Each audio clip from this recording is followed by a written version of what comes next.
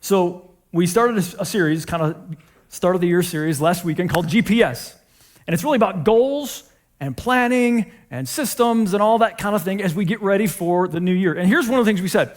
We said that the best kind of goals to have are goals that are in alignment with God's goals. And as we do that, that brings advantages into our life. And as we have goals and then we begin to plan, we plan in faith.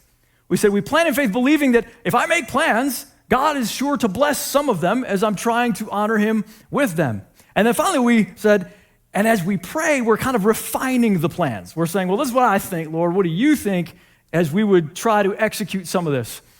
And we said there's a couple more, though, so we want to finish those this week. Some of you made some great goals. I'm sure you've got some goals, whether you've talked about them to anybody or not. Some might be like, hey, I'm going to try to run a marathon, or I'm running another marathon this year, and that is a goal for you. For others, it might be that you're going to sign up for the Bible recap.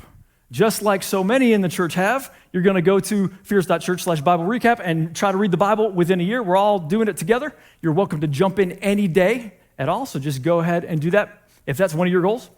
Some of you just want to read more than just look at the screen all day. You want to get more books, like physical books in your mind. Some, maybe you got a side hustle that you're like, this is the year, man. I'm going to add some bank with my side hustle. Others, this is the year to, hey, I want to get out of debt. Let's do this. I'm tired of this. Let's do whatever we got to do. For some, it might be, this is the year you're going to be planning a wedding. For some, it might be that you're going to be traveling. Whatever those are, there's advantages, the scripture said, when we plan those with God. And so let's go right back to that text, Proverbs 21:5. The plans of the diligent lead surely to advantage, but everyone who is hasty, we said, everyone who is hasty, not just lazy, but hasty, comes surely to poverty. See, the problem is, in our haste, sometimes we underconsider just how many trials and how many hardships are going to be on the way before we reach that goal. Some goals, dude, you're going to reach them by next week. Like you're going to have a goal, boom, and it's done. You're just knocking them out. But there's other goals. There's maybe spirit-produced goals. There's things that God wants you to take hold of that are a little bit harder, honestly. It takes a whole lot more walking. It takes a whole lot more fighting. It takes a whole lot more trial. And you get into some of these things, and you're like, golly, I just did not expect that it was going to be this long, that it was going to be this challenging, that there was going to be this much opposition. I just did not see that coming.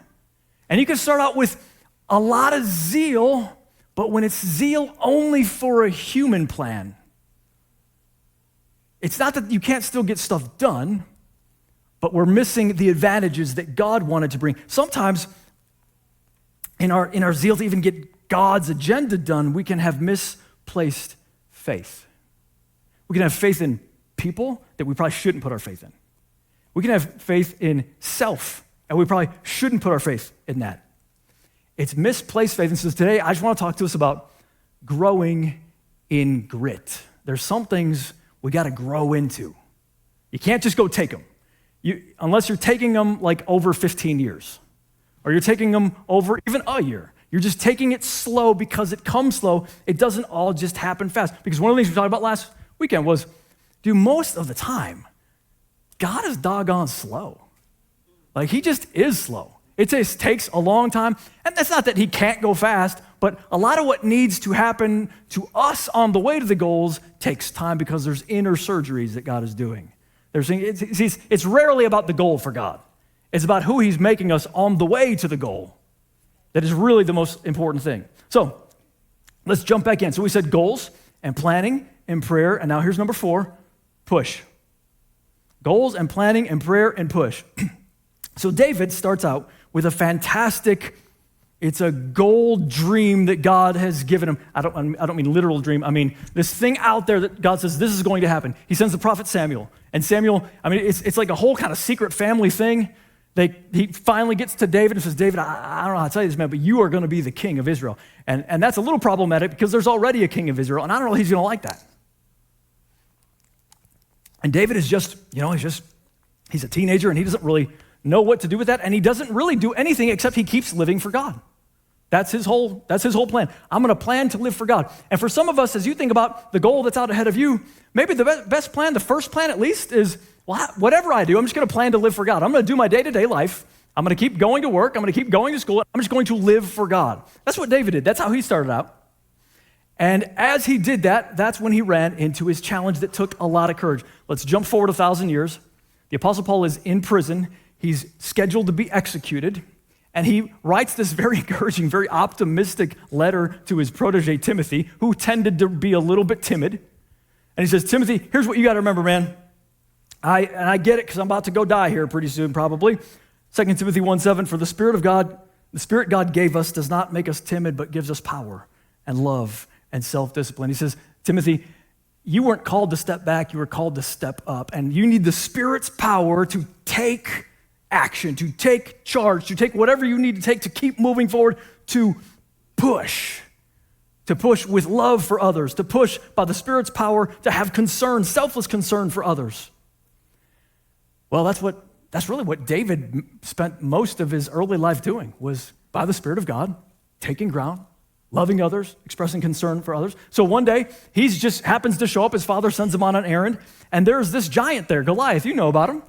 And Goliath is taunting the entire nation, including the king. He's like, you guys are puds. I will smoke any one of you. Bring it on. And people are just like, they're trembling. And David rolls up. Who is this mook? What's he doing? I'm going to come in there, and I'll tell you what, I don't like him talking about my God or my God's people.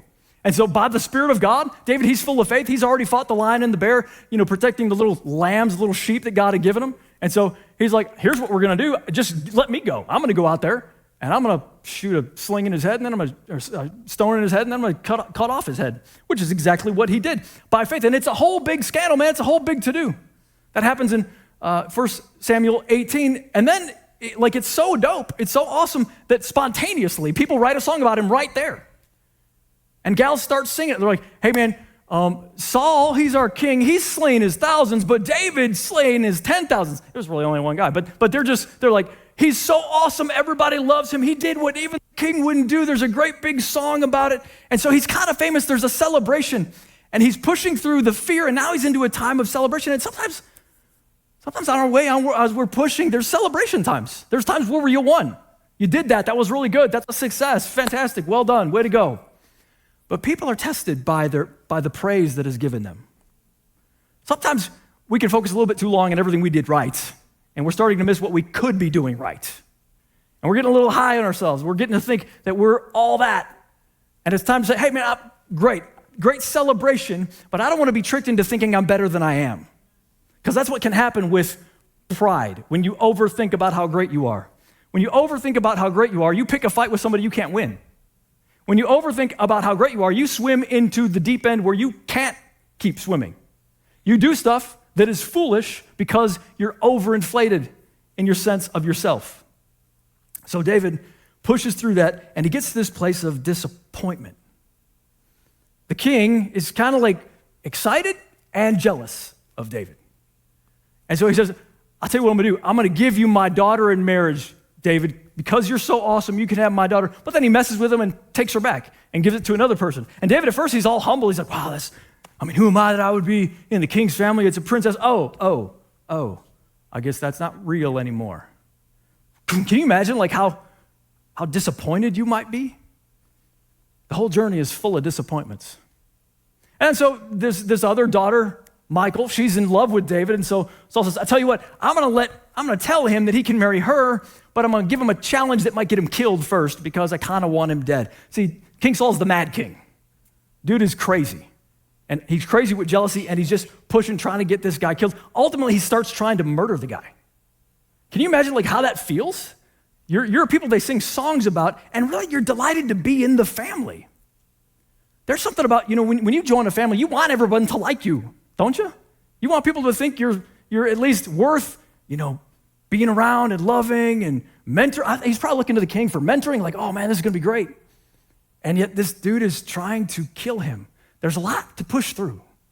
There's a lot of rejection. You have any rejection to push through? There's a lot of people dismissing you. You have any of that to push through? It happens all the time. Many of you know the story. 1996, a gal named J.K. Rowling is on welfare, and she's sending her manuscripts to different publishers. And we know what happens. Ultimately, eventually, one picks her up, and now she's one of the most successful authors in the history of the world. But there were real days when she wasn't that. She'd received the rejection again. Oh my gosh. What am I doing? Am I stupid? Like, does everyone else get it that I'm a moron and I shouldn't be doing this? Have you ever felt like that? But she pushed through. And there's a lot that God will call us to push through. So, I mean, let me just ask you, whatever you're going to do this year or the next 5 years, there's stuff you got to push through? What do you got to push through? Because we all get it. We all get something to push through. We're talking next weekend about the 15-year vision. And I don't know everything about the next 15 years, but I can tell you this, whatever we do, it's not just going to happen. It's going to require a lot of push. If we're going to seek to be an impact on the coming generation that is losing its grip on truth and impart spiritual wisdom and courage and passion, that's not going to come easy, man. That's going to require some fierce people that are ready to fight and ready to push. And some folks that are ready to, check it out, here's our bottom line, ready to grow into it. I don't know that we like that idea, grow into it. But it's a real thing. You ever notice that dogs don't just have dogs, they have puppies? It doesn't come out a dog. The puppy has to grow into it, right? You didn't come out a full human, like fully ready. You came out a human that had to grow into all the things that you can do now. No one's just like, I'm going to be good at music, and then they are. No, if you've got a goal, you want to grow in your musical power this year, you're going to have to grow into it. Nobody just has, dude, listen, nobody just has an incredible marriage. Can I get an amen from the people who've been married a long time? You don't just have it. You have to grow into it. It's something that takes time and work. And so David, what he's doing, we're going to see him. He doesn't know it yet, but he's growing into it. Right now in our story, he's panicking. He's like, what is going on? He's telling his friend Jonathan, you got to save me, man. Your dad, your old man, he's trying to kill me. And at first Jonathan resists it, and then he's like, no, yeah, he is trying to kill you, man. Yeah, that's real. And David goes on the run, and he's panicking. He's really, it's strange. He's not doing what he did at first. See, at first he was just a young kid, full of faith. I'll kill that stupid giant. But now there's relational tension. Now there's attachments. Now it's like, I'm not walking in the same faith that I once was. Now he starts scheming. He starts lying. He starts doing all kinds of stuff that it's like, David, what are you doing, man? Why do you feel like you need to do this? Well, the king is sending assassins into his bedroom. He barely escapes through the help of his wife. And then he goes to see a priest. He's like, maybe I need to get out of town. I'll tell the priest some lies so that he'll think I'm sent on a mission from the king. He picks up the very sort of Goliath, the guy that he killed. But he lies to this priest. And honestly, this lie ends up getting like 85 people killed because of the lie that David tells. And then he moves on to, he says, hey man, the enemy of my enemy might be my friend, so maybe I can go be a mercenary for the Philistines. You know, the guys that were taunting us with Goliath. So here, let's pick it up, 1 Samuel 21, verse 10. So David left, fleeing from Saul, and he went to King Achish of Gath. The king's officials said to Achish, isn't this David, the king of his country? This is the man about whom the women sang as they danced. Saul has killed his thousands, but David his tens of thousands. Now, they weren't totally right. He wasn't the king yet, but he just has that way about him maybe. Maybe they look at him, and David didn't expect this. They don't know that he was on TMZ that morning, but people they're starting to recognize him. And they're like, what is this guy doing here? He was hoping that he'd just be another guy showing up for maybe some mercenary service, but nope. Their words made a deep impression on David, and he became very much afraid of King Achish. So whenever they were around, David, listen to this, he pretended to be insane and acted like a madman when they tried to restrain him. He would scribble on the city gates and dribble down his beard. So Achish said to his officials, look, this man is mad. Why do you bring him to me? Haven't I got enough madmen already? Why bring another one to annoy me with his daft actions right in my own house? So in some ways, you could say it worked. He's not in danger. He's proven, I'm not a threat. I'm a maniac. And at the same time, this is a very undignified moment. David, what are you doing? Weren't you the guy that told Goliath in front of everybody, I'm going to come out there and I'm going to cut your head off? Isn't that you? In front of the entire Philistine army? Why are you doing this now? Why are you reverting? Why are you going into these places that it's like, that's not character becoming of the king? What's interesting is during this very time, Psalm 34 and Psalm 52 are songs that David pens during this time. And as you read those Psalms, you see, wow, his heart is really connected to the Lord. Like, he really is fearful. He's really crying out, I'm in danger. I need God's help. You get the sense that he has a relationship with God that is very real, and yet he's behaving in ways that seem to demonstrate, are you sure you and God are on the same page about this kind of thing? And yet, aren't you so glad that God doesn't wait till you're all grown up to be close to you? I'll say that again. Aren't you so glad that God doesn't wait until you're all grown up before he'll be close to you? Man, I remember some of the stupid stuff I used to do. Some of the stupid stuff I would even say thinking I was saying it for Jesus. But he was still close to me. He would still draw me near. He'd still speak to me through his word. He's like, man, this poor guy. But I see the end from the beginning, and I know eventually I'm going to help him grow up. And the truth is, guys, we all act like madmen sometimes. We're all that way. We all do something less than we should. We all behave in, sure, we have our famous moments like David did, but then we have our most undignified moments. And do you know that God is with us in both of them? Jesus looks and he sees the good. He says, yeah, I know, but I see what she's going to become. I see what this is going to do for her. I see the future when she regrets this and makes wiser decisions, and she kind of reprograms herself and becomes the queen or the king that she was supposed to be. Aren't you glad that God sees it and God is still with us? What I'm doing right now is really what my wife and I set out to do when we were 21. Like, it was some version of this. This is what we wanted. Wanted to be leading a church, wanted to be preaching God's word all the time. This is what we want to do. I got to tell you what, man, it was a way less direct route to this than I thought at 21.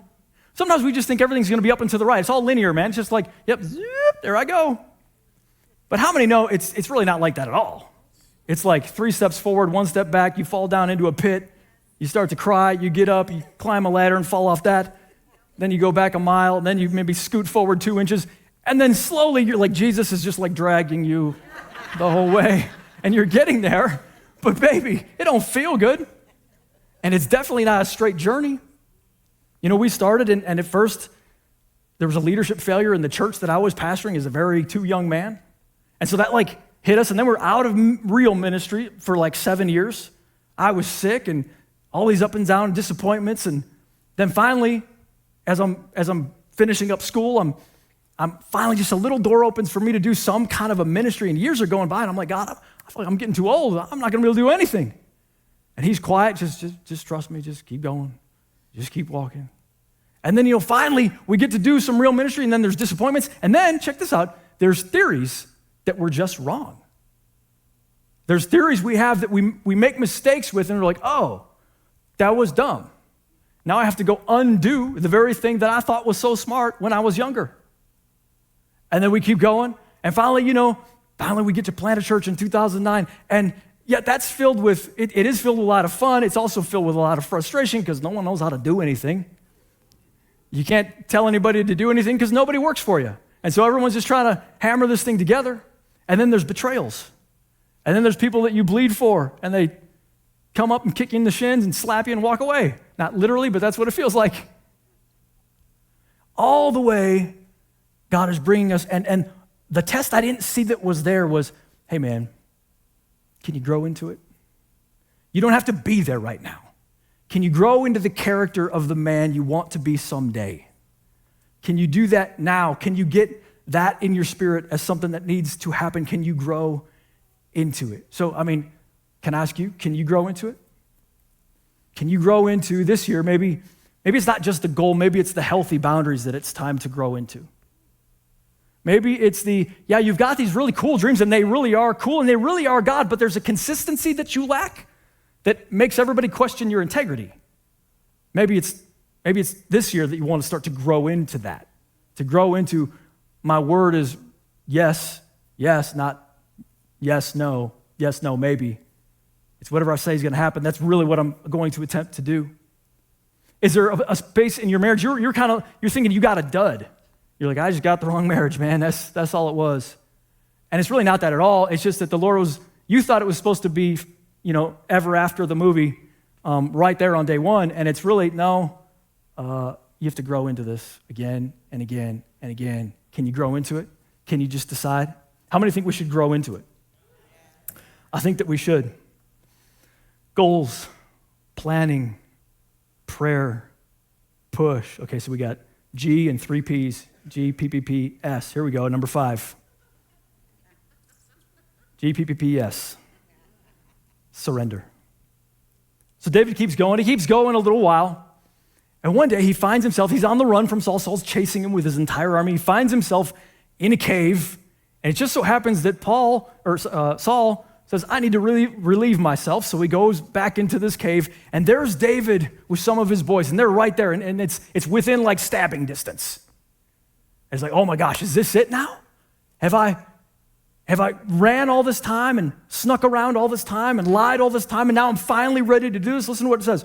Verse 4, now is your opportunity, David's men whispered to him. Today the Lord is telling you, I will certainly put your enemy into your power. Do as you wish. Isn't it so great when people, well-meaning people, tell us, the Lord is telling you to do this wicked thing? So David crept forward and cut off a piece of the hem of Saul's robe. But then check it out. First we see of this for a while. David's conscience began bothering him because he had cut Saul's robe. He said to his men, the Lord forbid that I should do this to my Lord the king. I shouldn't attack the Lord's anointed one, for the Lord himself has chosen him. He's saying, guys, this is kind of like, it's the right goal, but it's the wrong way. And I'm finally starting to realize, no, sneaking around is wrong. I just walked right up to Goliath, hiding and deceiving and all that stuff, and stabbing someone in the back and killing them when they're not looking. That's just not the way. It's not the way. I tell you what I want to do. I want to just surrender to the way. I want to just do it God's way. Why don't I just get over my own human plans and just do it God's way? And we see finally, okay, now he gets it. He's growing into it. He's saying there's something on the inside that has to catch up to what's possibly happening on the outside. So he lets go, and we need to let go. We need to surrender in all of our planning, and all of our goals, and all of our prayer, and all of our push. There also comes a time of, okay, now surrender. And this is really hard because surrender feels like the opposite of push. Push is like, dude, you better give it all you got. Sweat, bleed, do it all. And at the same time, it's a surrender push. I'm going to give it all like it's going to happen, and also I'm going to surrender like God really has to be the one to do it. So I'm going to surrender to his timing. Ecclesiastes 3:1, you all know it. There's a time for everything, a season for everything, every activity under the sun. Steve Jobs faced a lot of challenges when he was kicked out of his own company. And he could have just gotten bitter, and he could have done everything in his power to prove everybody wrong, but instead he said, I'm going to take a season of learning. I'm going to grow. I'm going to reflect. I'm going to see if I can't learn stuff in this season that would improve me. And then many of you know the story. Apple ended up begging him to come back, which he did. And iPod, iPhone, yada, yada, yada, the rest is history. He said to himself something like, I'm going to trust that there's a process here. And we need to say something like to ourselves, I'm going to trust that I'm in God's process. And he knows what to do to me. And just because it's not happening on my time doesn't mean it's not happening rightly. Because God knows the plan. He knows what to do. Delight yourself, such an important verse. Psalm 37:4, delight yourself in the Lord, and he will give you the desires of your heart. There's a million times, excuse me, at least in my life, where the Lord has shown me something I want. But really the question is, do you want me more than that thing? Or am I just your genie? Am I just here to get you stuff? Is this about you, or is this about me? And so we constantly have to recalibrate our hearts. I've got to make it about the Lord. I want to delight myself in the Lord, and he will then give me whatever it is my heart really wants, whatever I'm really after. He'll make sure I get it. Commit your way to the Lord, trust in him, and he will act. Okay, I'm going to push, but I'm going to commit the way. When I'm disappointed, men are going to make their plans, but the Lord directs their steps. I'm going to submit the way there to God. And what that means for every one of us practically, guys, it means make awesome plans. Make plans that you're ready to crush the goals. Make plans that you're ready to pray really hard. Make plans that you're ready to, oh my gosh, you're ready to push. But also then take all your plans and put them in the recycle bin. And say, if my plan doesn't happen at all, blessed be the name of the Lord, because he knows what he's doing. If I get a Job type situation for those that are in the Bible recap right now, I'm going to say, blessed be the name of the Lord. Give the whole doggone thing to the Lord. And here's why. See, because God is the great potter. Let's see that picture of the potter up there. He's the great potter, and you're on the wheel. And see, he doesn't ask you, well, what do you think we should do for this design? He doesn't ask. He doesn't solicit your advice. He just says, don't resist my shaping. I'm going to shape it the right way. I'm going to make it beautiful. And you don't see what I see of what this thing is supposed to be. When we resist the way of God and we demand, it's got to be my way, at my time, right now, the way I would do it, we're resisting the potter's wheel. And all it is doing is really, it's postponing, and it's demonstrating that we don't really trust. So when people, man, they got the house way before you got a house. You don't even have one yet. I know it's hard. Submit to the way. God knows the plan for you. He knows how to shape you. When, man, I can't believe the awesome retirement package they got. I don't think I'm going to get anything close to that. Submit to the way of God and the timing of God. He knows what to do. You look at someone else's family and you say, man, yeah, it must be nice. It must be nice to have all that love. Must be nice to have all that opportunity, all those open doors. Must be nice. When you're tempted to think that, I know that that's probably very hard to not think that sometimes. But then think, I'm going to go ahead and submit the way to God. God knows the way for me. He hasn't dealt with everybody but me. He's got plans for me, and really it's just a trust thing. And then finally, this is the last step, we surrender the what? We surrender the what? What was the goal? What was it that you wanted to do? The ultimate test is to say, Jesus, I'm going to surrender the end. I'm going to surrender what happens here.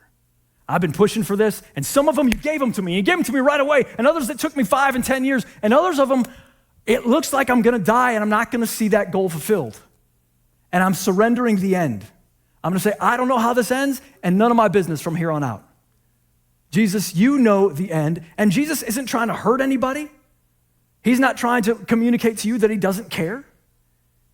But he's not communicating to anybody, hey, I'm accountable to you with what I do with your life. That's not anything he's ever said.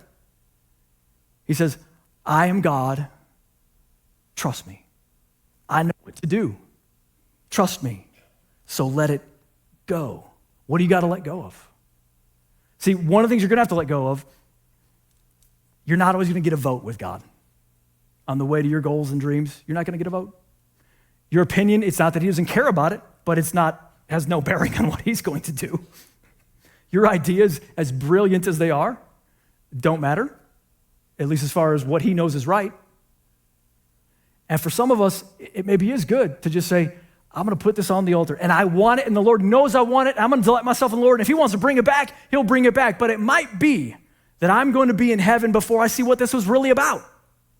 It might be that there's things that only resolve there, they don't resolve here. I felt it, and it seemed real because I'm experiencing a kingdom that is happening both here on earth and in heaven, so I'm getting ripples of it, but I don't totally understand, and I won't understand until I see it right next to Jesus when he says, hey, look at this, see this? Wasn't this awesome? Aren't you glad I waited? Aren't you glad I had your back? When you were whining to me, when you were cursing me, when you were saying, why are you doing this way, God? Aren't you glad I didn't do it your way? And I didn't do it because I love you, because I know what is right. And guys, we got to admit, you think you're right sometimes and you're dead wrong. Well, Jesus knows all those places. And so in his mercy, he shapes your life and says, no, we're not going your way because my way is smarter. And here's the great thing about Jesus. Jesus understands what it's like to surrender. John 6:38, for I've come down from heaven to do the will of God who sent me, not to do my own will. He says, my job here is to be the example human that always does what the Father wants. So my question to us today is, can you trust that he knows the way and that he's going to get you there without necessarily revealing to you all the steps and all the paths, but he's going to get you there because he knows what to do. And best of all, he's not going to abandon you. Because here's what he felt. If you've ever felt this, Jesus has felt this too. Father, if you're willing, please take this cup of suffering away from me. He says, God, I don't like this route. I don't want to go here. This is not the one I would choose. I don't like this. I would love for you to find just another way to do this. But not my will. But your will be done. I want your will to be done, not mine. Oh man, dude. I'm hungry to take goals, but I know that there's a piece of life that sometimes is like the most obvious piece of you gotta let your goal into the hands of Jesus and trust he'll get you what's yours. Somebody say, God gets me what's mine. So I wonder if we can do this. Can we surrender all of it? The whole life, the everything, all the plans, all the hopes, all the dashed hopes, all the things that didn't come true, or maybe they just didn't come true yet because you were still growing into it. Let's do it together. Let's bow our heads. God, we're so thankful that because you see everything, you call us to grow into it. I thank you that you don't just leave us when we act like a madman. You don't just be like, well, they blew it. Thank you that you don't leave us and you keep us close to your heart. You keep us on the way to the best plan for our lives. God, there's a bunch of dreams that we've got or we're going to get in the next year, and we think they'd be awesome. And I think many of them would be awesome. We want to ask for strength to chase them, to have great plans, great counsel, to have open doors that don't even make any sense. And in the disappointing times, when it's not going our way and there's rejection to push through, and there's maybe even too much applause to push through, God, we're asking for your mercy to hold on tight to us because we're not strong enough to keep hold of you all the time. God, grow us into it. And we thank you that just as Erica said at the very beginning, you are going to complete the very good work that you began in us right up until the day of Christ Jesus. And it's in that awesome, beautiful, precious name we pray. Amen.